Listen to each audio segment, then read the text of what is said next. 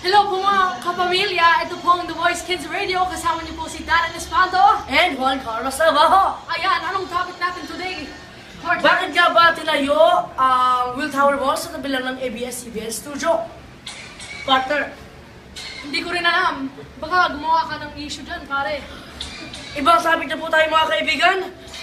Bakit nga po ba halos lahat ng gamit dito sa Pilipinas ay halos made in China?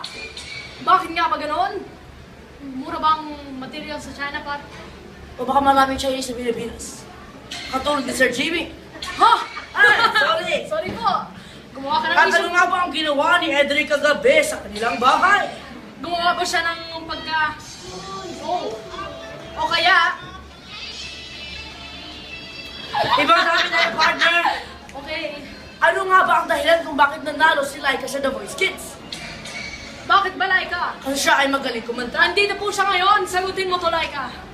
Ito po yung bisita natin ngayon, si Laika Gainarod, ang the very first champion of The Voice Kids of the Philippines!